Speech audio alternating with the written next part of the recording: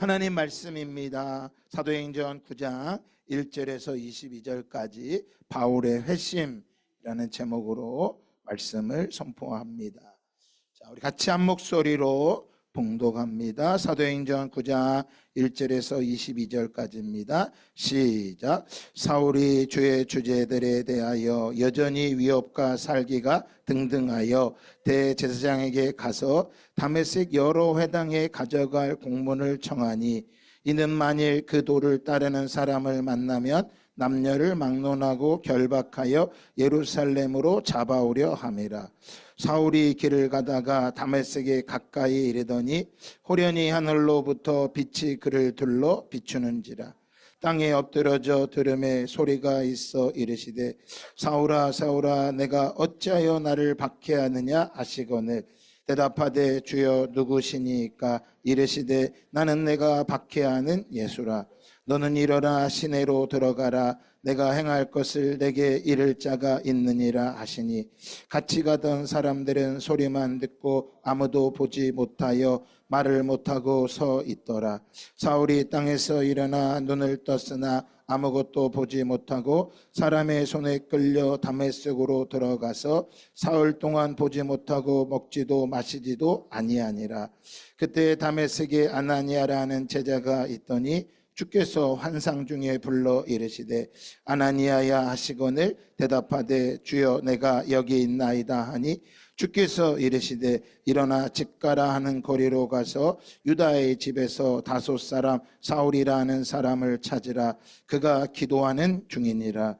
그가 아나니아라 하는 사람이 들어와서 자기에게 안수하여 다시 보게 하는 것을 보았느니라 하시거늘, 아나니아가 대답하되 주여 이 사람에 대하여 내가 여러 사람에게 듣사온즉 그가 예루살렘에서 주의 성도에게 적지 않은 해를 끼쳤다 하더니, 여기서도 주의 이름을 부르는 모든 사람을 결박할 고난을 대제사장들에게서 받았나이다 하거늘, 주께서 이르시되 가라. 이 사람은 내 이름을 이방인과 임금들과 이스라엘 자손들에게 전하기 위하여 택한 나의 그릇이라.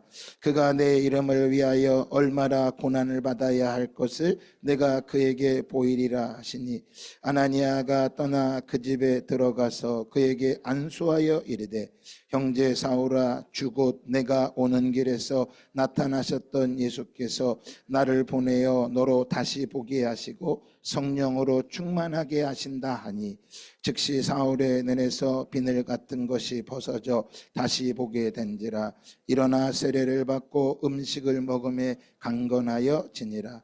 사울이 다메섹에 있는 제자들과 함께 며칠 있을새 즉시로 각 회당에서 예수가 하나님의 아들이심을 전파하니, 듣는 사람이 다 놀라 말하되 이 사람이 예루살렘에서 이 사람을 부르는 사람을 멸하던 자가 아니냐. 여기 온 것도 그들을 결박하여 대제사장들에게 끌어가고자 함이 아니냐 하더라. 사울은 힘을 더 얻어 예수를 그리스도라 증언하여 다메섹에 사는 유대인들을 당혹하게 하니라. 아멘.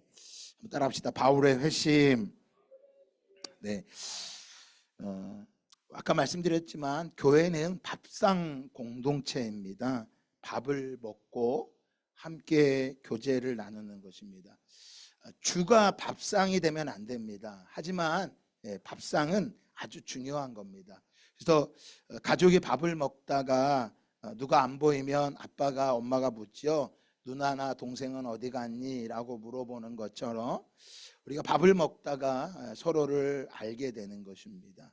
그래서 교회는 함께 밥상을 통해서 주님의 사랑을 나누는 것이고, 또한 자신의 죄됨을, 자신이 하나님의 뜻대로 살아가지 못함을 회개하고 돌이키는 것입니다. 그래서 여러분, 오늘 오후 예배는 따로 드리지 않습니다. 다음 주 수요일 날 열방 기도회도 없습니다. 그 이유는 화요일 날 월드미션 예배를 드리기 때문에 화요일 날 오셔서 월드미션 예배를 참석하시고, 또한 오늘 오후 예배는 각 셀별로 모여서 함께 하는 것입니다. 그래서 셀 리더를 세우는 것입니다. 중국 교회나 제가 방문했던 키르기스탄 그런 지역에 핍박이 강한 지역은 건물이 있는 큰 교회가 많지 않습니다. 교회를 허락을 받으려면 반드시 국가의 동의를 얻어야 되고, 특별히 중국 같은 데는 국가의 동의를 받으면 국가가 시키는 대로 해야 됩니다. 하나님의 말씀이 원하는 데가 아니라 국가에서 원하는 대로 해야 되는 것이에요. 그러니까 이름은 교회지만 사실은 교회일까요? 교회가 아닐까요?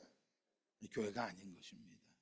마찬가지입니다. 우리 대한민국은 우리에게 국가가 시키는 대로 해라 그러진 않습니다. 그러나 교회가 어느 정도 지나면 몇 사람에 의해서 움직이려고 합니다. 몇 사람에 의해서 아닙니다.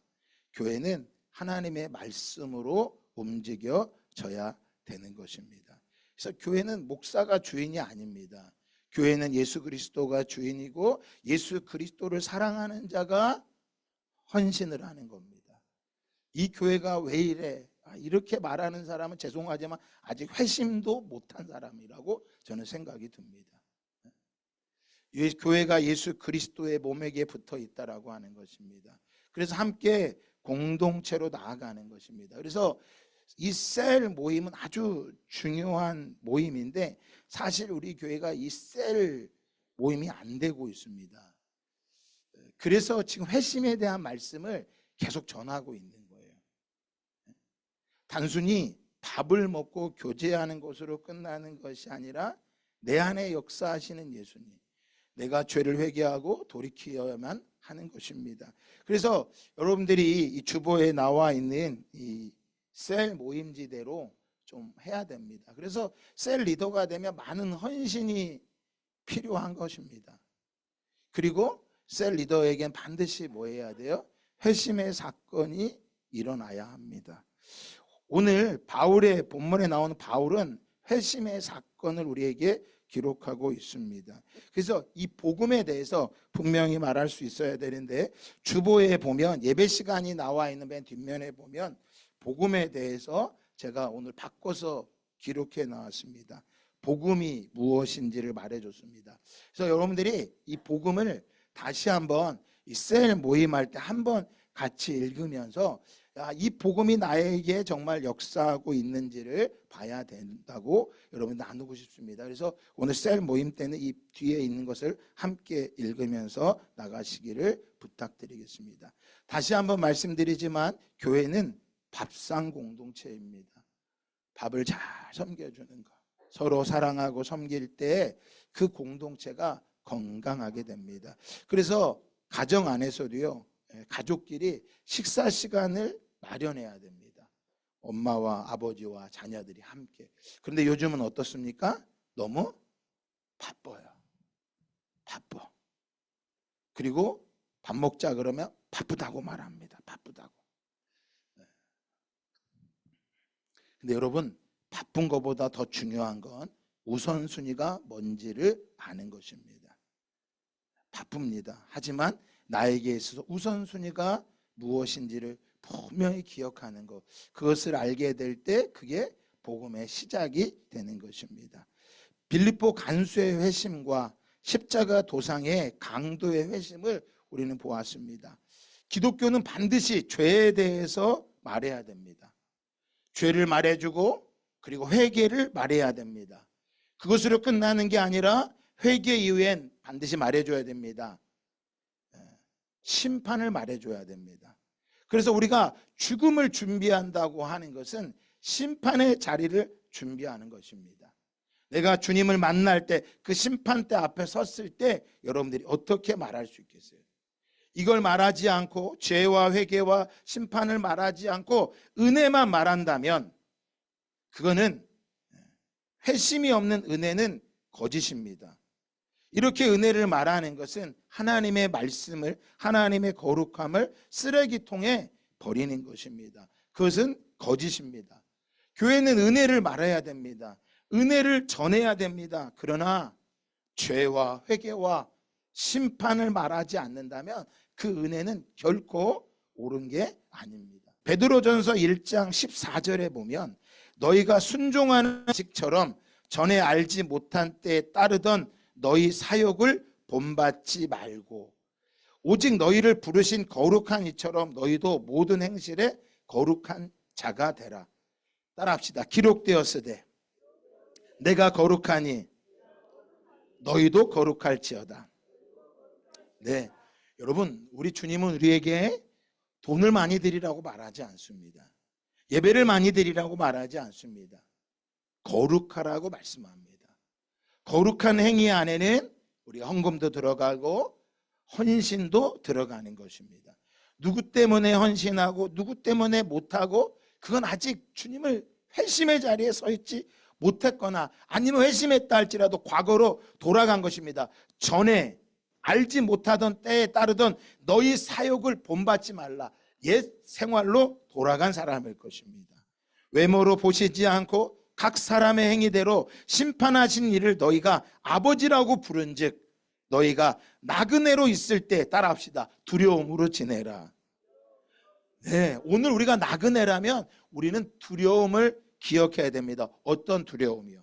하나님의 심판대 앞에 서는 두려움을 기억해야 됩니다. 그래서 너희가 알거니와 너희 조상이 물려준 헛된 행실에서 대속함을 받은 것은 은이나 금같이 없어질 것으로 된 것이 아니라, 은과 금으로 너희가 대속, 죄가 사해진 것이 아니라 오직 흠없고 점없는 어린 양 같은 그리스도의 보배로운 피로 된 것이니라. 여러분, 오늘 예수 그리스도의 보배로운 피가 우리에게 임할 때 이것을 은혜라고 말하는 것입니다. 그런데 이 보배로운 피가 금과 은이나 없어질 것으로 된 게 아니라는 거예요. 그래서 금보다 더 귀한 게 뭐예요? 예수예요. 은보다 귀한 게 뭐예요? 예수예요. 여러분, 이거를 아직 결론이 나지 않았다면 아직 주님을 회심의 자리에 선 게 아닙니다. 이 예수의 피를 알 때 거룩하게 살지 말라 그래도 저절로 거룩하게 되는 것입니다. 거룩한 삶은 바로 과거의 내 삶을 버리고 나의 사욕, 곧 욕심을 버리고 아버지와 같이. 여러분, 송아지는 누굴 닮게 돼 있죠? 망아지는요? 강아지는요? 예, 반드시 닮은 사람이 있습니다. 닮은 존재가 있습니다. 저와 여러분이 예수를 닮기를 예수 그리스도의 이름으로 축복합니다.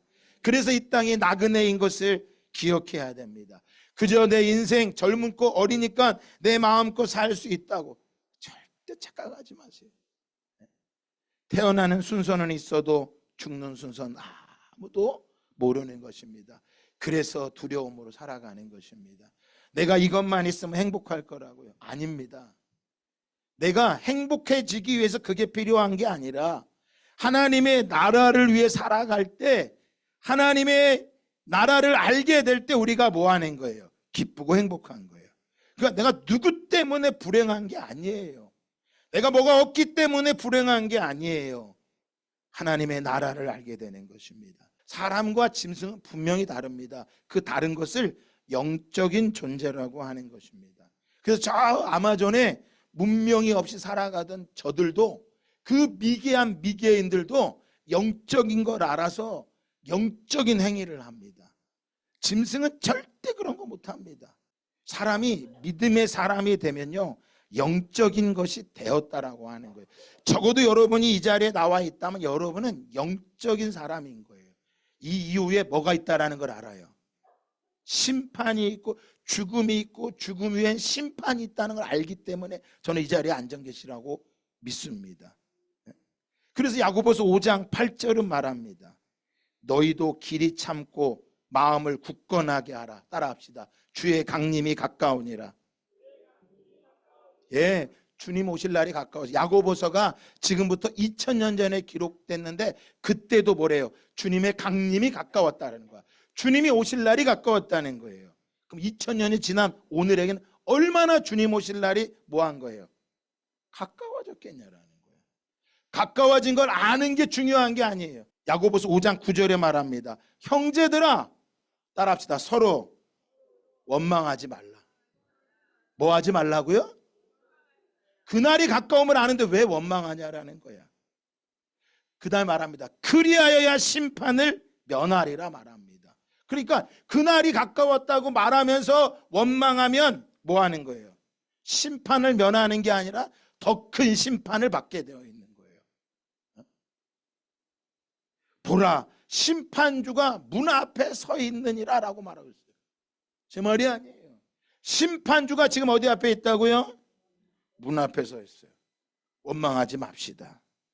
그러면서 말합니다. 10절에 형제들아, 주의 이름으로 말한 선지자들을 고난과 오래 참음의 본으로 삼으라. 선지자들이 계속 외친 거야.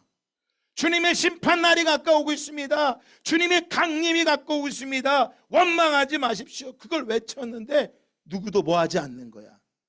듣지 않는 거예요. 그래서 여러분 잘 참으세요.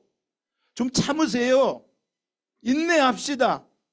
좀 어렵고 힘들다고 막 부르르 떨고 자기 승질에 못 이겨서 막 그러지 말고 좀 참읍시다. 그리고 기다려 봅시다. 그리고 뭐 하지 마세요. 뭐 하지 말라고요? 원망하지 마세요. 왜요? 심판주가 우리 문 앞에 뭐 하고 있다는 거예요? 기다리고 있다는 거야. 그래서 우리가 어렵고 힘들 때마다, 내 삶이 힘들고 어려울 때마다 기록된 말씀을 기억하셔야 돼요. 야고보 선지자가, 야고보 사도가 말하는 거예요. 야, 구약의 선지자들이 그 고난과 오래 참음이 있지 않았느냐. 여러분, 오늘도 이것을 기억하며 우리가 예배를 통해서 예수님과 깊은 사귐을 갖고 예수님과 더불어 함께 누리고 살아감을 믿으시기 바랍니다. 요한 1서 1장 3절에 말합니다. 우리가 보고 들은 바를 너희에게도 전함은 너희로 우리와 사귐이 있게 하려 함이니. 따라합시다. 우리의 사귐은 아버지와 그의 아들 예수 그리스도와 더불어 누림이라. 여러분, 우리가 함께 밥상 공동체를 하는 것은 바로 하나님 아버지와 그 아들 예수 그리스도와 함께 더불어 뭐 하기 위해서인 거예요? 누리기 위해서인 거예요. 오늘 여러분들이 이 자리에서 그 예수 그리스도의 그 풍성함을, 저 하나님의 나라에 가면 좋다고 생각하는 그 풍성함이 저와 여러분 가운데 가득해야 돼. 그 증거가 무엇이냐? 요한 1서 1장 4절에 말합니다. 우리가 이것을 쓰면 우리의 기쁨이 뭐하게 하려 함이라. 자, 옆 사람 보면서 기쁨이 충만해지시기 바랍니다. 이 사귐이 우리 안에 무엇으로 나타난다고요? 기쁨으로 나타난다는 거야. 그러니까 천국은요, 죽어서 가는 데가 아니에요. 우리 이라크 쿠르드 어르신들 잘 기억하셔야 돼요. 내가 죽으면 천국 가겠지? 오늘이 지옥이면 천국 못 갑니다. 오늘이 기쁘셔야 돼. 그래서 말씀드렸죠. 성경의 신명기서에 저주받은 인생은 어떤 게 저주받은 인생인 줄 아세요? 아침에 눈을 뜨면 저녁이 되면 좋겠다. 저녁이 되면 아침이 되면 좋겠다. 이 사람이 저주받은 인생이에요. 힘들고 어려워서 그런 게 아니에요. 주님과 사귐이 없기 때문이고 주님의 기쁨이 없기 때문인 거야. 오늘 공부가 힘들고 직장이 힘들어서? 아니에요. 하나님의 나라가 안 보이는 거예요. 그 안에서 기쁨을 잃어버린 것입니다. 그래서 말합니다. 5절 다 같이 한번 읽어볼까요? 시작. 우리가 그에게서 듣고 너희에게 전하는 소식은 이것이니 곧 하나님은 빛이시라. 그에게는 어둠이 조금도 없으시다는 것이라. 여러분, 하나님은 뭐라고 말합니까? 빛이시라고요. 빛 안에 있는 사람에는 기쁨이 충만합니다. 어둠이 조금도 없기 때문이에요. 어둠이 무엇인 거예요? 이 시대의 청소년들과 청년들이 힘들고 어려운 게 무엇이에요? 우리의 삶이 힘들고 어려운 게 뭐예요? 어둠이 가득하기 때문인 거예요. 어떤 거요? 경쟁입니다. 전쟁입니다. 끝없는 다툼과 미움입니다. 그로 인해 나타나는 끝없는 원망이에요. 나는 안 그랬는데 당신 때문에 이런다고 말하는 거예요. 나는 괜찮은데 당신 때문에 내가 이렇게 힘들다는 거예요.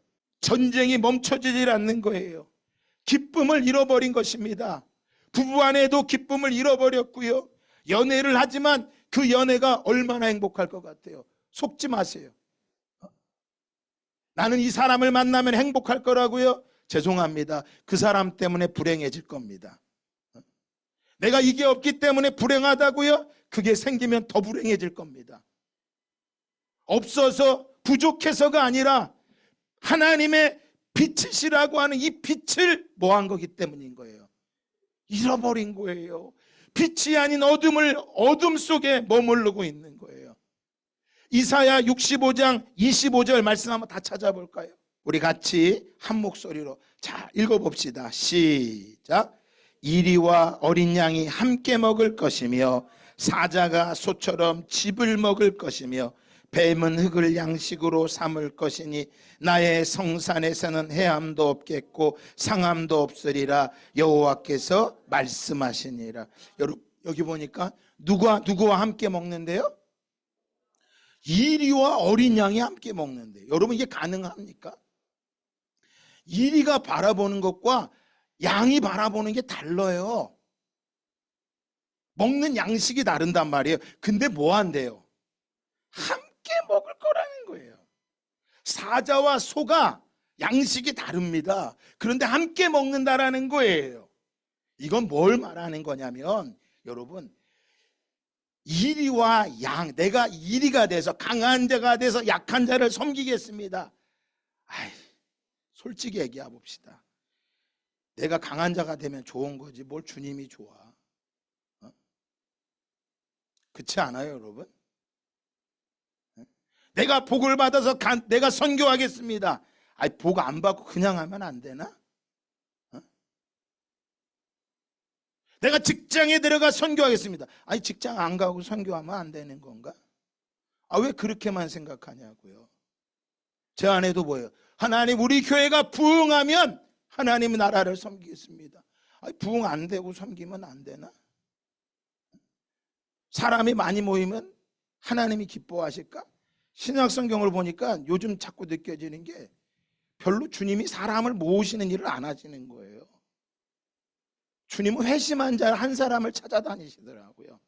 그래서 사마리아 성에 사마리아 여인을 만나러 가고 여리고 성에 삭개오를 만나러 가고 그 한 사람을 만나고 그 한 사람 안에서 하나님의 나라를 증거하는 모습을 보게 됩니다. 이걸 알고 되니까 제 안에 게을러져 갖고 전도하기가 싫은 거야. 참 잘못된 거죠. 하나님은 한 사람을 찾으시지만 그 한 사람을 찾기 위해 얼마나 많은 길을 헤매셨겠어요. 잃어버린 한 마리의 양을 찾기 위하여 온 산을 헤매셨던 그 목자의 마음이 제 안에 없는 거예요. 다 이리가 되고 싶고 다 사자가 되고 싶지요. 여러분 이리가 되고 양이 되는 게 중요한 게 아니라요, 이리와 양이 바라보는 게 동일한 거예요. 이게 초대교회예요. 그래서 부자나 가난한 자가 동일한 걸 바라보는 거예요. 그게 밥상 공동체라니까요. 부자가 되기 위해 힘쓰는 게 아니라, 부흥하기 위해 힘쓰는 게 아니라, 잃어버린 한 마리의 양을 찾아 다니는 그 아버지의 마음, 하나님의 나라. 여러분 이거 진짜 이상한 나라예요. 이리와 어린 양이 어떻게 함께 하냐고요. 말이 안 되는 나라예요. 그런데 이 나라가 이루어진다라는 거예요. 무엇이 일어나면?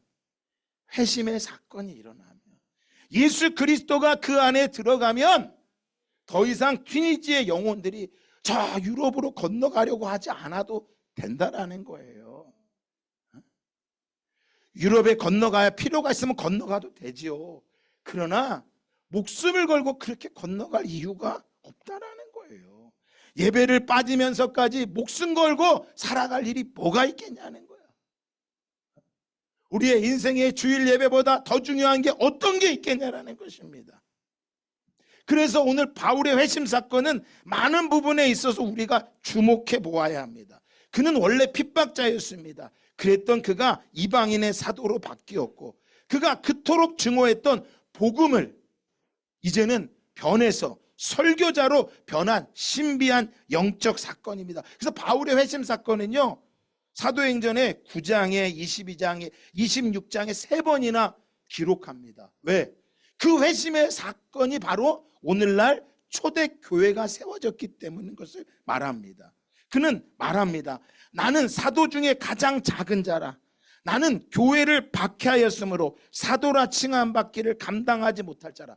자신이 가장 뭘한 자래요? 작은 자래. 그러니까 굳이 이리가 되고 사자가 될 필요가 있어요, 없어요? 도리어 자기가 작은 자라는 거야. 그리고 말합니다. 내가 이전에 유대교에 있을 때 행한 일을 너희가 들었거니와 나는 하나님의 교회를 심히 박해하고 멸했고 나는 내 동족 중에 영갑자보다 어떤 사람보다 유대교를 지나치게 믿어 내 조상의 전통에 대하여 더욱더 열심히 있던 사람이었다. 나는 죄인 중에 괴순이라. 만약에 제가 여러분한테 당신은 죄인 중에 괴수입니다 이렇게 말하면 아멘 맞습니다 이렇게 말할까요? 뭐라고 말할까요? 목사님은 괜찮아요? 목사님 뭘 잘했다고 말해요? 이렇게 말하지 않을까요? 근데 사울은요 회심한 이후에 자신이 스스로 죄인 중에 괴수라고 말했고 자신을 비난하는 자들 앞에 그는 더 이상 변명하지 않았다는 거예요. 회심 이전에 사울의 영적 상태가 어땠느냐? 그는 정말로 풍부한 교육을 받았던 사람입니다. 아주 똑똑한 사람이었습니다. 그리고 그는 유대인 중에 유대인이었습니다. 우리로 말하면 모태신앙 중에 모태신앙입니다. 우리 교회도 지금 5대째 6대째 믿는 분이 있거든. 엄청난 거야 지금 이걸. 그렇게 받았고요. 또 나이가 들면서는요 소위 말하는 아주 교양 있는 교육을 받았어. 사람이 아주 좀 괜찮아. 말을 해도 네. 그냥 죄송한 표현 싸가지 없는 건 하나도 찾아볼 수가 없어. 그리고 늘 어울리는 사람은 교양 있는 사람이었고 풍부한 지성을 가졌고 학문 교육 최고의 학문을 받았고 거기다 아주 열정적인 사람이고 그뿐만 아니야. 외국어에도 능통했던 사람인 거예요. 그리고 그는 다소에서 아버지의 직업을 이어받아서 장막 만드는 것을 배웠습니다. 유대인들은 보통 자신들이 살아가기 위해서 아들에게 자신의 직업을 물려주는데 그걸 겸손하게 잘 배웠습니다. 나는 공부를 많이 했으니까 그런 거 필요 없어. 그게 아니라 가장 그 텐트 치는 것을 잘 배웠고요. 유대인의 학문을 배웠고요. 뿐만 아니라 유학도 갑니다. 어린 시절에.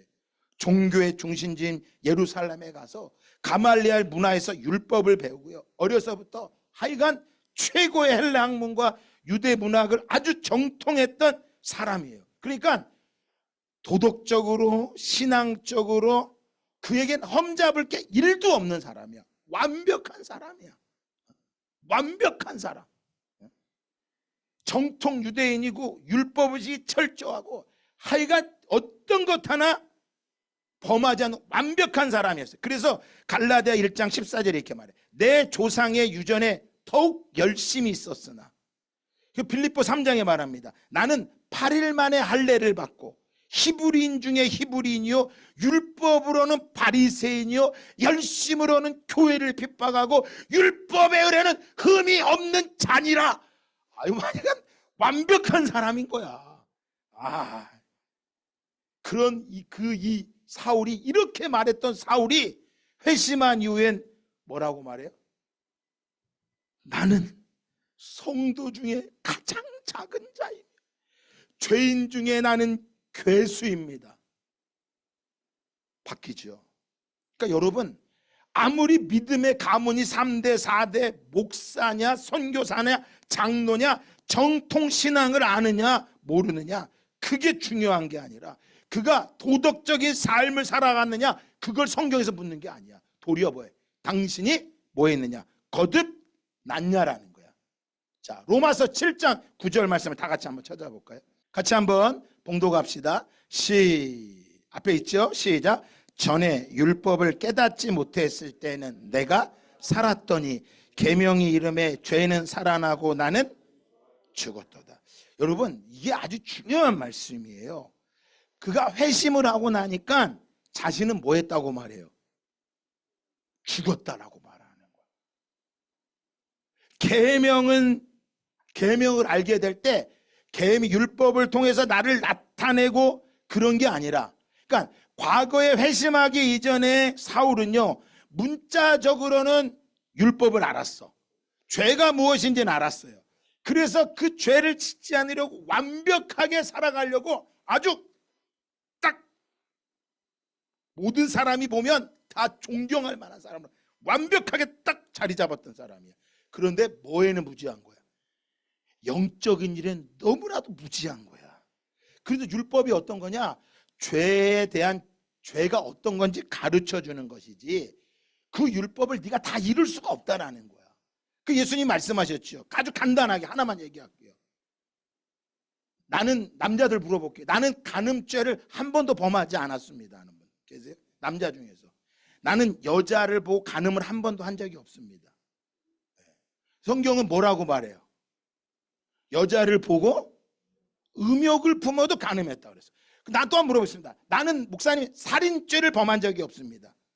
살인죄. 나는 살인죄를 범하지 않았습니다. 어떻게 나한테 그런 흉악한 죄를 졌다고 말합니까? 성경은 뭐라고 말해요? 형제를 보고 모하기만 하면. 바울은 미워하면 뭐 했대? 살인했다는 거야. 그러니까 율법을 그는 잘못 이해했던 거야. 죄에 대한 지식을 뜻하는 것이지 영적으로 이해하지 못한 것입니다. 그래서 사울은 율법의 영적인 영역을 깨닫기 전까지, 율법이 영적이라는 것을 알기 전까지는 죄가 어떤 건지를 몰랐던 거야. 그러니까 쉽게 말해서 간단히 말하면 이런 거야. 우리가 왜 말씀 읽기를 싫어하는 줄 알아요? 아직 이 말씀이 영적인 걸 모르기 때문이야. 그래서 어떤 위치에 가야지만 읽으려고 하는 거예요. 아니요, 말씀 안 읽으면 죽습니다. 뭐가 죽을까요? 영이 죽는 거야. 육체가 죽는 게 아니라 영이 죽는 거야. 영이. 그래서 로마서 7장 7절로 말합니다. 율법이 탐내지 말라 하지 아니하였다라면 내가 탐심을 알지 못하였을 것이라. 뭐 한 거야? 그러니까 바울이 그렇게 살아가는 것은 엄격한 종교적인 법규에서 살아가는 열심이고 형식주의자이지 그 이상도 그 이하도 아니라는 거야. 그걸 배웠기 때문에 그렇게 살아가는 거야. 그래서 그의 열심이 이제 뭐 하는 거야? 도리어 하나님과의 관계가 점점 멀어지게 만들고 있다라는 거야. 그의 열심이. 대표적인 사건이 어떤 것입니까? 바로 스데반을 돌에 쳐 죽일 때 그때 사건입니다. 사도행전 7장에 보면 성 밖에 내치고 돌로 칠세 증인들이 옷을 벗어 사울이라는 청년의 발 앞에 두니라. 그들이 돌로 스데반을 치니. 그러니까 사울은요, 손에 피를 안 묻히고 죽이는 사람이야. 이 사람이 진짜 무서운 사람이야. 자기가 죽여야 되는데 자기가 죽이면 하나님이 기뻐하지 않으니까 사람들, 옆 사람들 마음을 뭐 하는 거야? 춘동해, 선동해. 그래서 죽이게 만든 거야. 그리고 더 나아가서요, 이제는 아예 교회를 잔멸하려고 각 집에 들어가서 끌어다가 옥에 가두어 버립니다. 여러분, 사울은요 여기에 만족하지 않습니다. 종교적인 이 열심에 만족하지 못합니다. 열심히 하는 사람에게요 또 옆에서 잘한다 하면 또 어떻게 또 해? 더 열심히 합니다. 그래서 사도행전 9장에 오늘 말씀해 보면 사울이 주의 제자에 대하여 여전히 위협과 살기가 등등하여 대제사장에 가서 다메섹 여러 회당에 가져갈 공문을 청하니 이는 만일 그 도를 따르는 사람들을 만나면 남녀를 막론하고 결박하여 예루살렘으로 잡아오려 함이라. 그러니까 자신 나라에서만 열심히 아니라 건너편 나라까지 가서 뭐 하는 거야? 잡아오는. 저를 말하면 아니 한국에 있는 교회도 조그매갖고 뭘 하면서 뭘 또 키르기스탄까지 가서 그 난리를 치냐라는 거야. 즉 그 얘기인 거예요. 바울이요 회심한 이후에 그가요 회개하며 애통해하며 고백하는 게 있었어요. 과거에 그는 종교의 열심을 가지고 박해와 핍박을 해서 박해와 핍박을 넘어서 아주 사납고 폭력적으로 바뀝니다. 그랬던 그가 회심한 이후에 그의 마음이 어떻게 바뀌었어요? 나는 가장 작은 자라. 나는 죄인 중에 괴순이라. 그러면서 말합니다. 디모데전서 1장 13절에 말합니다. 내가 예전에는 비방자요 박해자요 폭행자였지만 도리어 긍휼을 입은 것은 내가 믿지 아니할 때 알지 못하고 행한 것이다. 그러니까 과거에 했던 모든 것들이 내가 모르고 했다는 걸 이제서야 뭐 한 거야? 깨달은 거예요. 그러니까 적어도요, 여러분, 열심을 해도요, 그냥 열심히 하지 마세요. 좀 알고 하셔. 모르면 그냥 가만히라도 계시자고. 그러면 가만히 있으면 또 뭐라 그래 또? 저 인간이 나를 가만히로 하네? 또 그러고 싸워. 그러니까 여러분, 무지한 사람이 유식한 것처럼 열심을 내면 이것처럼 문제가 많은 게 없어요. 목사인 저 때문에 얼마나 많은 사람이 상처를 많이 받았겠어요. 참 모르니까 그래. 모르니까. 여러분, 왜 이러느냐? 자기의가 충만하기 때문에. 자기의가. 사울에게도요, 이런 열심이 있고 도덕적으로 흠잡을 데 없는 사울이라도요, 사울도 하나님의 나라에 들어가려면 반드시 통과해야 되는 게 있죠. 뭐예요? 영적인 변화가 필요한 거예요. 회심이 있어야 되는 거야. 무모했던 빌립보 간소와 같이, 저 십자가 도상에 못 박혀있는 강도와 같이 사울도 역시 뭐가 필요한 사람이야? 변화가 필요한 사람이었던 거예요. 겉으로 볼 때 그가 화려하고 괜찮은 지식을 갖고 조금도 부족함이 없고 죄와는 전혀 상관이 없는 사람처럼 보이지만 그는 잘못된 열심에 뭐했던 사람이야? 사로잡힌 어리석은 사람이었다는 거예요. 그래서 사울은 예수님이 누군지를 몰랐던 거였어요. 그랬던 그가 진리를 위해 스데반이 돌에 맞너 죽기 전에 설교했던 그 설교의 내용을 듣습니다. 그리고 그가 죽어갈 때 그의 얼굴이 천사의 얼굴과 같이 변한 그 모습을 그가 본 거예요. 여러분, 그러면서 스데반이 죽으면서 뭐라 그래요? 주여, 내 영혼을 받아주시옵소서. 그리고 이 죄를 저들에게 돌리지 마옵소서. 정말로 완벽하게 이 승리한 스데반의 모습을 보면서 사울에게는 엄청난 충격으로 그에게 다가온 거예요. 그에게는 도대체 진리가 무엇이기에 저 스데반이라는 사람은 예수가 뭐길래 자기 목숨과 바꿀 정도로 저 복음을 위해 죽느냐라는 거예요. 그러면서 그 안에 복잡한 마음의 감정이 일어나기 시작했습니다. 여러분, 우리는 회심했다면 우린 기억을 해야 됩니다. 뭐예요?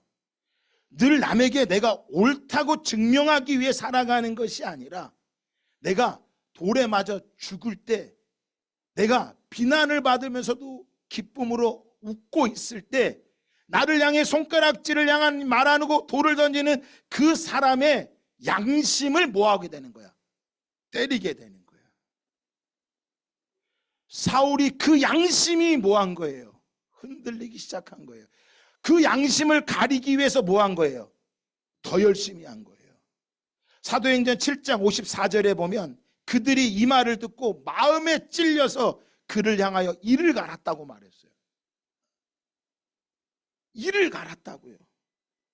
여러분, 스데반을 둘러싼 그 군중들 앞에 사울은 저 멀리서 스데반이 돌에 맞아 죽어가는 그 모습을 보면서 사울은요, 자기의가 옳고 자기가 괜찮은 사람이라고 생각한 거야. 그 속에서도. 그런데 결코 그것이 옳지 않은 것을 알게 되죠. 언제요? 오늘 사도행전 9장의 말씀을 통해서요.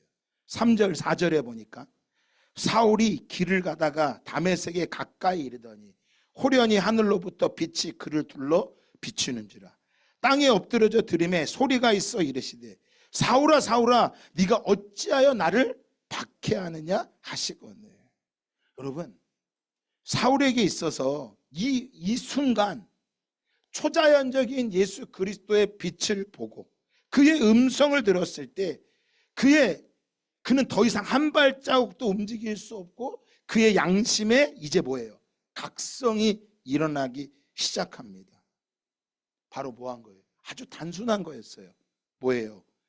예수가 진리라는 거예요. 우리는 종종 나에게도 이런 일이 있으면 내가 예수님을 믿을 수 있다고. 아니요. 사울에게 있어서는요, 그 빛이 그를 바꾼 게 아니라 예수가 진리라는 단순한 진리가 그가 지금까지 살아왔던 그 잘못된 불신앙을 완전히 깨기 시작한 거예요. 예수의 모습을 보았습니다. 예수를 믿지 않았고, 예수는 정죄당해서 사형 선고를 받아 십자가에 못 박히는 죄인이었고, 그를 따르는 사람들은 모두 다 이단이고 그들을 잡아 다 죽여야 된다고 생각했던 사울이 이제 뭐 한 거예요? 예수가 하나님의 아들이라는 것을 알게 된 거죠. 예수님이 하나님의 보좌 우편에 앉으셨던 그분이 사울의 심령에 들어온 것입니다. 스데반에게도 그 심령이 자리 잡은 거예요. 바로 사울의 마음을 움직였던 것은 그 빛이 아니라 예수님의 말씀이었습니다. 어떤 말씀이었습니까? 4절 다 같이 다시 한번 읽어볼까요? 시작. 땅에 엎드려져 들음에 소리가 있어 이르시되 사울아 사울아 네가 어찌하여 나를 박해하느냐 하시거늘. 여러분, 사울이 지금까지 행했던 모든 것들은 잘못된 예수를 따라가는 사람들에게 행한 거였지 예수에게 했다고 생각하진 않았어요. 그런데 예수님은 사울에게 뭐라고 말해요? 네가 어찌하여 나를 박해하느냐. 여러분, 이거는요 회심의 엄청난 사건이었어요. 마태복음 25장 40절에 예수님께서 말씀하십니다. 내가 진실로 진실로 너희에게 이르노니 너희가 여기 내 형제 중에 지극히 작은 자 하나에게 한 것이 곧 내게 한 것이라. 그러니까 보세요, 예수님은 튀니지에게 한 것이 곧 예수님께 한 거래. 여러분, 저 북한 땅을 외면하고 있는 게 누구를 외면하고 있는 거래? 예수님을 외면하고 있는 거래. 그러니까 매일 내 죄만 보는 거야. 아주 작은 죄. 여러분, 저 북한에 고통당하고 있고 저 튀니지가 고통당하고 있고 저 민족들이 아픔을 당하고 있고 뉴스에 수많은 뉴스를 듣는데 내가 오늘 편하니까 나랑 상관이 없는 거야. 그게 아니라 뭐 하는 거예요? 예수님은 그들과 자신을 동일시 여겼어요. 사울은 그걸 모르고 가시채를 뒷발질하기가 네가 고생이냐나 뭐야. 너 왜 그래도 네 혼자 열심을 내느라 고생하고 있느냐라는 거야. 너 왜 그렇게 네 혼자 열심을 내고 너 혼자 고생하고 있느냐라는 것입니다. 그러다 너 혼자 자빠지고 그러지 말라라는 거예요. 그걸 말하면서 늘 말하는 게 뭐야? 아, 나는 상처받았대. 상처받았대. 아, 왜 그래도 상처가 많은지. 누구도 나는 상처를 줬습니다라고 하는 분을 만나본 적이 없어. 제가 내가 내 남편에게 상처를 줬습니다. 내가 교회 성도들에게 상처를 줬습니다. 그런 사람이 별로 없어. 다 뭐 받은 사람만 있대? 상처를 받은 사람만 있어. 뭐 하느라고? 가시채를 지고 열심히 뒷발질을 하느라고. 바울은 말합니다. 형제들아, 내가 너희에게 알게 하노니 내가 전한 복음은 사람의 뜻을 따라 된 것이 아니라 이는 내가 사람에게서 받은 것도 아니요 배운 것도 아니요, 따라합시다, 오직 예수 그리스도의 계시로 말미암은 것이니라. 여러분, 예수 그리스도의 계시, 바로 그 주님이 바울에게 임한 것입니다. 누가 가르쳐줘서 알 게 아니라 그분이 내게 찾아오셔서 내게 말씀해 주신 거예요. 성령으로 말씀해 주신 거예요. 그래서 이 성경을 100번 읽은 것보다 더 중요한 건 이 말씀이 내 안에 역사하고 있느냐라는 것입니다. 어떻게 이게 확증이 됐을까요? 바로 아나니아의 사역을 통해 바울은 확신을 얻게 됩니다. 내가 이제 무엇을 해야 됩니까? 그럴 때 예수님께서 말합니다. 일어나 성으로 들어가라. 너에게 행할 것을 이를 자가 있느니라. 그때 누가 찾아옵니까? 아나니아가 찾아옵니다. 아나니아가 사울에게 그의 사명을 가르쳐 줍니다. 사울의 생각을 확장시켜 줍니다. 그리고 말합니다. 그의 신앙을 굳건하게 세우는 거예요. 여러분 보세요. 아나니아와 사울이 만나서 뭐 먹었을까요? 밥 먹었을 거야. 분명히 밥상 공동체가 된 거야. 자기 혼자 뒷발질하느라고 상처받고 누구도 안 만나려고 하는 그 어리석음이 아니라 주님의 말씀을 따라 그 땅에 들어갔을 때 그가 해야 될 길을 가르쳐 줍니다. 그러니까 보세요. 함께 교제하면서요, 내가 무엇을 섬겨야 되는지 그거를 찾아야 되는데 대부분 다 뭘 찾아? 왜 사람들이 나를 뭐 해주지 않는다 그래? 섬겨주지 않고 이해하지 못하느냐라고 말하고만 있는 거야. 다. 그리고 말씀드렸죠. 누구도 나는 누구에게 상처를 줬습니다 라고 말하는 사람이 없는 것처럼, 나는 누구를 위해 헌신하고 희생해야 되겠습니다, 그렇게 말하는 사람이 별로 없어. 답은 말하는 게 뭐랄까? 나한테 해주는 게 없습니다, 나는 받은 게 없습니다, 그것만을 말하는 거예요. 여러분, 사울이 회심한 것은요, 누구 때문이 아니었습니다. 그의 본질은 예수 그리스도셨고, 예수님이 그에게 찾아오셨을 때 이제 그는 율법을 깨닫지 못했던 율법이 아니라 그는 깨달았습니다. 그래서 더 이상 자기 스스로 의로워지려고 하는 것이 아니라, 자기가 의롭고 다른 사람을 멸시하고 함부로 여겼던 사람이 아니라 그는 회개하고 돌이키고 나니까 말합니다. 따라합시다. 나는 죄인 중에 제일 괜찮은 사람이다. 이렇게 말하지 않고 나는 뭐다? 괴수다. 그리고 말하면 나는 지극히 작은 자다. 그러면 교회 일은 누가 하는 거예요? 큰 자가 하는 거야? 작은 자가 하는 거야? 다 큰 자가 되려고 하니까 교회가 없는 거예요. 이게 없는, 그 전에 맹신적으로 믿었고 교만했던 그 사울이 이제 뭐합니까? 변화됩니다. 회심한 거예요. 그래서 말합니다. 어두운 데 빛이 빛이라 말씀하셨던, 어두움 가운데 빛이 빛이라 말씀하셨던 그 하나님께서 예수 그리스도의 얼굴에 있는 하나님의 영광을 아는 빛을 우리 마음에 비추셨느니라. 우리에겐 태양빛이 필요한 게 아닙니다. 예수 그리스도의 빛입니다. 바울은 지금까지 잘못된 지식을 가지고 살았지만 그가 이제 예수 그리스도의 영광스러운 빛을 보았을 때 그는 회심하게 되었고, 그는 율법에 대한 잘못된 생각을 버리게 되었고, 이제 더 이상 율법이 아니라, 율법은 사형 선고를 받았고, 율법이 나를 사형 선고받은 그것이 나를 몽학선생으로서 나를 예수 그리스도께 인도하게 되었다고 그는 고백하고 있습니다. 자, 마지막으로 빌립보서 3장 5절 한번 찾아볼까요? 5절부터 9절까지 한번 읽고 마치도록 하겠습니다. 나는 8일 만에 할례를 받고 이스라엘 족속이요 베냐민 지파요 히브리인 중에 히브리인이요 율법으로는 바리새인이요 열심으로는 교회를 박해하고 율법의 의로는 흠이 없는 자라. 그러나 무엇이든지 내게 유익하던 것을 내가 그리스도를 위하여 다 해로 여길 뿐더러 또한 모든 것을 해로 여김은 내 주 그리스도 예수를 아는 지식이 가장 고상하기 때문이라. 내가 그를 위하여 모든 것을 잃어버리고 배설물로 여김은 누구를 얻고요? 그리스도를 얻고. 9절 다 같이 읽어봅니다. 시작. 그 안에서 발견되려 함이니 내가 가진 의는 율법에서 난 것이 아니요 오직 그리스도를 믿음으로 말미암은 것이니 곧 믿음으로 하나님께로부터 난 의라. 여러분, 사울에게 있어서 이제 그의 삶은 어떤 그의 열심으로 된 것이 아니라 새로운 원리를 알게 되었고, 그 원리의 지배를 받고 통치를 받고 가장 고상한 진리 예수 그리스도를 알게 되었고, 그 예수 그리스도 안에서 자기를 발견하는 역사가 일어난 것이에요. 이게 회심의 사건인 거예요. 이게 그의 인생을 완전히 뒤바꿔 놓은 것입니다.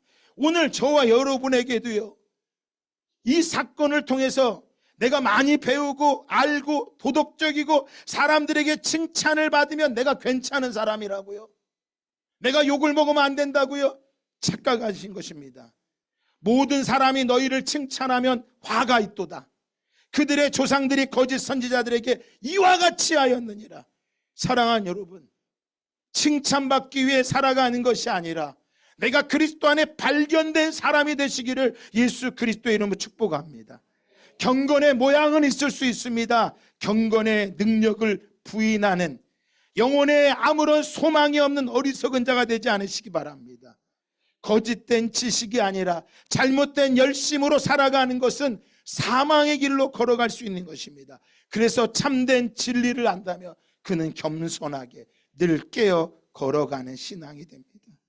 오늘 바울은 우리에게 많은 것들을 가르쳐주고 있습니다.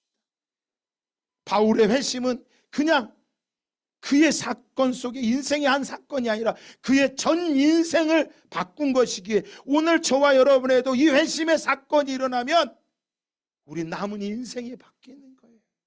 여러분, 그 남은 인생을 바뀌기 위해 열심을 내며 살아가는 게 아니라 예수 그리스도의 영광된 빛이 오늘 저와 여러분의 심령 속에 충만해지기를 예수 그리스도의 이름으로 축복합니다.